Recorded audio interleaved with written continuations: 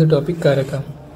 देखो संस्कृत कारका और हिंदी वाले कारका में डिफरेंस होता है। संस्कृत के कारका में क्या डिफरेंस है और हिंदी के कारका में डिफरेंस ये है कि यहाँ पे जो कारका है उसमें संबंध को नहीं लिया जाता है। हिंदी वाले कारका में संबंध को इंक्लूड करता है पर संस्कृत में कारका को इसमें संबंध का इंक्लूड नहीं करता है। कितने कारका होते हैं? मेनली यहाँ पे 6 कारका होते हैं। ठीक है, इसको याद करने के लिए 6 कारका कौन कौन से, उसको याद करने के लिए एक श्लोका के फॉर्म में याद कर लो, इजी होगा। कर्ता कर्म करणश्च संप्रदान तथैव च आधार अधिकरणश्च इत्याहु कारकाणि षट्। यानी कि कर्ता कर्म एंड च मीन्स एंड होता है, करणश्च संप्रदान तथैव च आधार अधिकरणश्च इत्याहु कारकाणि षट्। षट् मीन्स यानी कि 6, इत्याहु यानी कि these are karakas which are 6 in number. कौन कौन से 6 कारकास होते हैं वो समझने के लिए there total of 6 type of karakas. जैसे कर्ता, सेम वो हिंदी में होगा लेकिन यहाँ पे वही संबंधा नहीं होगा। कर्ता कर्म करण संप्रदान आपादान अधिकरण। सबसे पहले हम चलते हैं कर्ता में।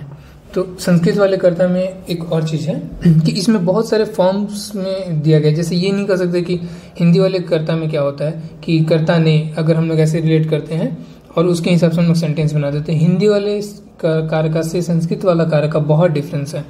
सो कर्ता जो है इसके बहुत सारे मतलब, देखो यहाँ एक टॉपिक ये हो गया, सेकेंड टॉपिक ये हो गया, थर्ड टॉपिक हो गया, तो इसके अंदर बहुत सारे टॉपिक्स आते हैं जिससे कि तुम आइडेंटिफाई कर सकते हो कि ये कर्ता है। सो पहला आता है प्रातिपदिकार्थ लिंगम परिमाण वचने मात्रे प्रथमा। ये बता रहा है कि these are all come under prathama. So कौन कौन से? प्रातिपदिकार्थ। प्रातिपदिकार्थ का मतलब क्या होता है कि जो भी वर्ड है उसमें अगर सुबंता नहीं लगा हुआ, मतलब कि सुबंता मतलब क्या है यहाँ पे बताते हैं। जैसे कि पठ है और इसमें पठती अगर लगा दे कोई तो ये सुबंता हो जाएगा। यहाँ पे जो ती लगाया गया ये सुबंता हो गया। सो अगर यहाँ पे ये नहीं लगाया गया फिर भी वो अपना जेंडर इंडिकेट कर देता है, able to indicate the gender without सुबंता प्रत्यय, तो उसको हम लोग ये प्रथमा में मानेंगे, यानी कि वो कर्ता कारका होगा। प्रातिपदिकार्थ उसको वो एक्सप्लेन कर रहे हैं। प्रातिपदिकार्थ लिंगम परिमाण वचन मतलब, लिंगम मतलब क्या है? लिंगम मात्र। In Sanskrit there are some word which can convert into any लिंग बाय एडिंग प्रत्यय।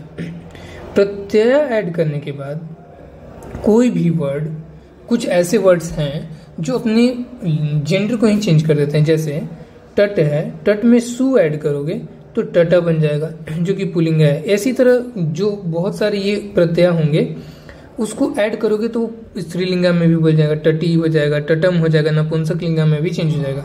अगर ऐसा है तो लिंगम मात्र यानी कि अगर वैसे वर्ड्स आ रहे हैं तो भी वो कर्ता कारका के अंडर में आएगा। देन उसके बाद परिमाण। परिमाण मीन्स क्या होता है ना? मेजरमेंट। सो जहाँ पे भी किसी वर्ड में अगर कोई ऑब्जेक्ट है उसमें अगर मेजरमेंट की बात कर रहा है तो वो भी कर्ता कारका के अंडर में आएगा। For any object explain along with its quantity. जैसे कि द्रोणो ब्रीहि, यानी कि ये स्केल की बात करता है। द्रोण मीन्स 2 की बात कर रही है। ठीक है, अब आते हैं वचन मात्रे। If number is mention in that we will get the कर्तृकर्म। यानी कि जैसे कि एकः वानरः अस्ति, तो यहाँ पे एक आ रहा है इसलिए कर्ता में जाएगा। ये हो गया कर्ता का फर्स्ट ये सब टॉपिक समझ लो। प्रातिपदिकार्थ लिंगम परिमाण वचने मात्रे प्रथमा। अगर ये प्रातिपदिकार्थ लिंगम परिमाण वचन अगर ये आएगा तो वो सारा का सारा कर्ता में चला जाएगा। देन सेकेंड संबोधने च। इफ वी कॉल, संबोधने च क्या है ना कि जब हम लोग ये देखो यहाँ पे जब हम लोग ये पढ़ते हैं संबोधना, इसमें क्या है? हे रामा ऐसे करके है ना, इसको हटा दो। अरे यहाँ पे हे रामा करके दिया हुआ है, यानी कि हम किसी को दूर से बुला रहे हैं। हे रामो यानी इसको भी दूर से, मतलब जो भी संबोधना आ रहा है, जो भी अगर संबोधना वाला वर्ड आएगा तो वो भी कर्ता में ही जाएगा, ये भी कर्ता में जाएगा। ठीक है, और ये वाला तो कर्ता में जाएगा ही जाएगा क्योंकि ये प्रथमा है ना, तो कर्ता में जाएगा। ये अगर ये भी है तो ये भी सब कर्ता में ही जाएंगे। क्यों? संबोधने च। If we call a person from far away then the noun will get the sambodhan. ये हे रामा करने का मतलब होता है हे रामा यानी कि वो दूर कोई है, राम है, उसको बुला रहा है। देन स्वतंत्र कर्ता, इसका क्या मीनिंग है? It is it is speciality of कर्ता कारक अकॉर्डिंग टू व्याकरण कर्ता कारक can only change its position. कर्ता कारक ही एक ऐसा कारक है जो कि अपने पोजीशन को चेंज कर सकता है। कहाँ से? प्रथमा टू तृतीया, प्रथमा टू तृतीया, ये अपने पोजीशंस को चेंज कर सकता है। ये स्पेशलिटी के बारे में बता रहे हैं स्वतंत्र कर्ता। तो कौन कौन सी चीजें आएंगे? प्रातिपदिकार्थ, परिमाणवचन लिंग, परिमाणवचन मात्र प्रथमा, संबोधन च और स्वतंत्र कर्ता। ये तो स्पेशलिटी के बारे में बताता है। अब हम लोग चलते हैं दूसरे के बारे में। कर्तृकर्यो तृतीया, दिस सूत्र explain about the speciality of कर्ता एंड कारण संज्ञा। अकॉर्डिंग टू दिस कर्ता एंड करण कारक आर गेटिंग तृतीय विभक्ति प्रत्यय। इसमें क्या है कि जब साथ में कर्ता भी हो और करण भी हो, कर्ता भी हो और करण भी हो, एक वर्ड है मान लो ये, इसमें कर्ता भी है, इसमें करण भी है, तो ये दोनों का दोनों तृतीय विभक्ति में चला जाएगा, यानी कि इसमें चला जाएगा, तृतीय विभक्ति में चला जाएगा। जो भी उसके वर्ड होंगे ये इस फॉर्म में होंगे, रामभ्याम, रामयी, रामेण, ऐसे फॉर्म में होंगे।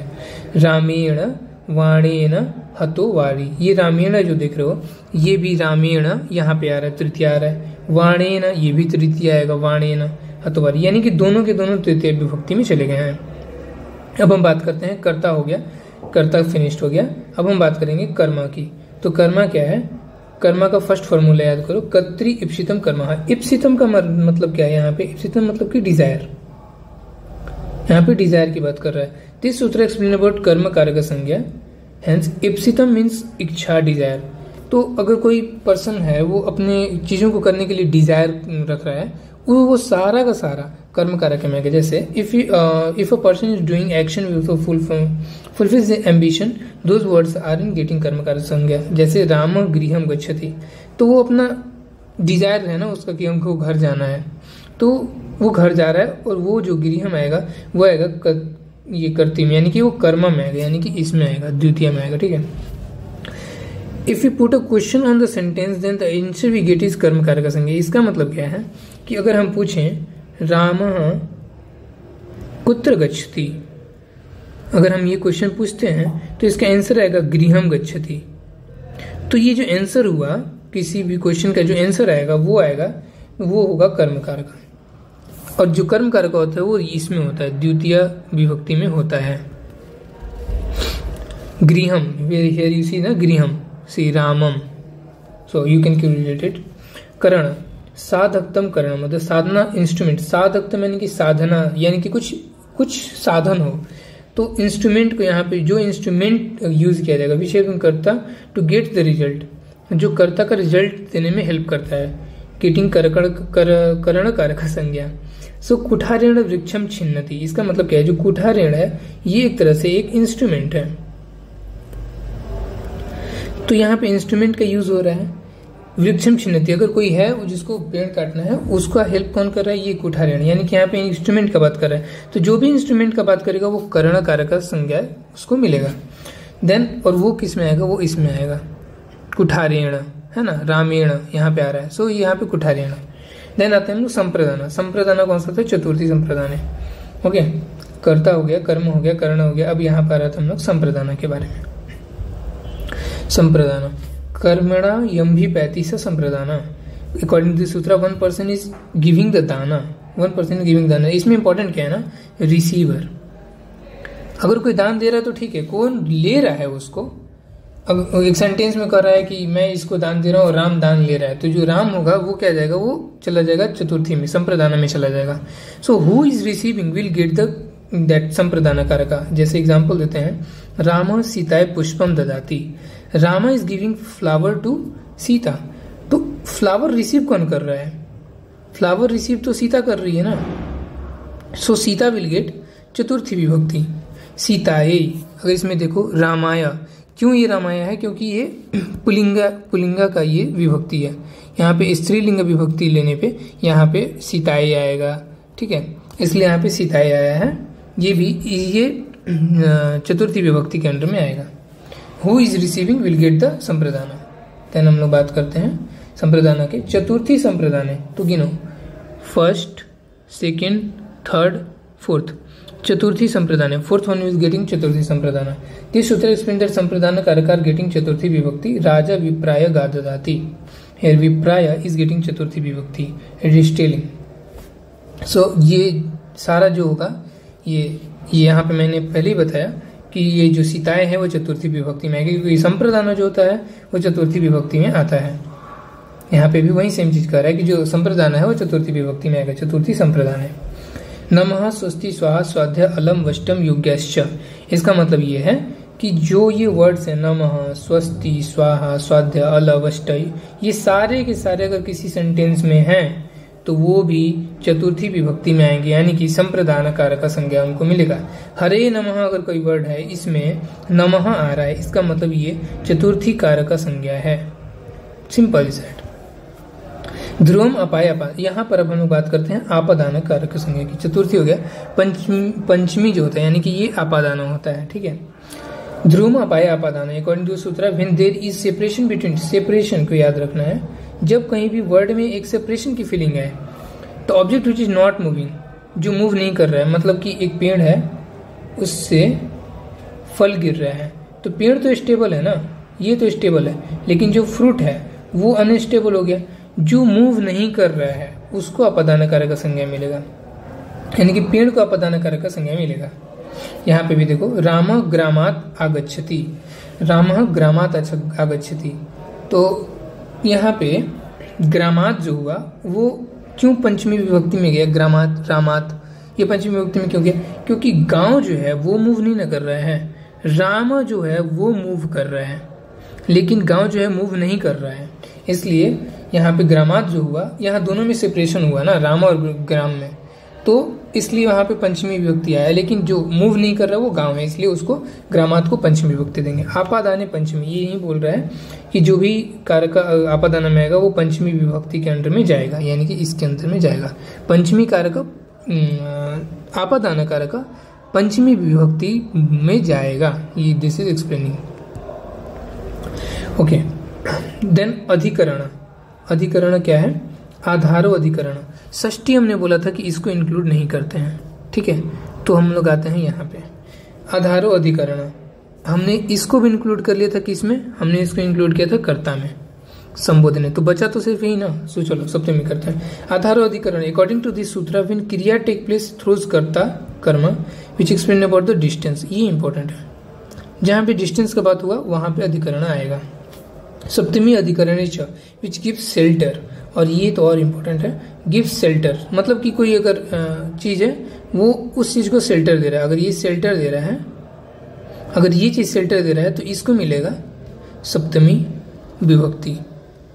एग्जाम्पल, सर्वस्मिन आत्मा अस्ति, मतलब कि सभी जगह आत्मा रहता है, तो सर्वस्मिन जो हुआ उसमें जो शेल्टर दे रहा है, मतलब कि ऐसे मान लो ना कि बॉडी, अगर मान लो ऐसे बॉडी जो होता है वो आत्मा को शेल्टर देता है, तो ये जो बॉडी हुआ ना ये सप्तमी विभक्ति में चला जाएगा। शरीरे, अब एग्जांपल देते हैं, शरीरे आत्मा, आत्मा आश्रय ददाती, आश्रय मीन्स कि वो रहने का प्लेस देता है, ददाती मतलब देता है। यहाँ पे शरीरे इसलिए हम लिखे हैं रामे, शरीर यानी कि ये सप्तमी विभक्ति में आ रहा है, शरीर क्या है, वो जगह दे रहा है आत्मा के लिए कि वहां पे शरीर में आके रह सके, शरीर आत्मा आश्रम ददाती, यहाँ पे इसीलिए सप्तमी जो होता है वो अगर कोई रिसाइड रहने का प्लेस दे रहा है वो आएगा अधिकरण में।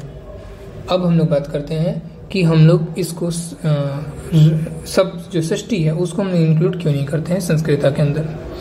सो अकॉर्डिंग टू व्याकरण, कारका टेल्स रिलेशन बिटवीन क्रियापद एंड नामपद, क्रियापद और नामपद के बीच में वो रिलेशन दिखाता है, बट ये षष्ठी इट्स टेलिंग रिलेशन बिटवीन नामपद, यहाँ पे नामपद और नामपद के बीच में ही डिस्टेंस दिखा दे रहा है, इसीलिए इसको हम लोग इंक्लूड नहीं करते हैं। अगर कारका जो है संस्कृत में अगर हो रहा है तो उसका मेन टारगेट है यही, इसका मेन टारगेट है क्रियापद और नामपद के बीच में रिलेशन को दर्शाना, और ये दोनों ही होना चाहिए, ये नहीं कि क्रियापद क्रियापद नामपद नामपद, नहीं, फिर वो कारका में नहीं आएगा, इन दोनों के बीच में रिलेशन होना चाहिए। दैट्स कंप्लीटेड कारका।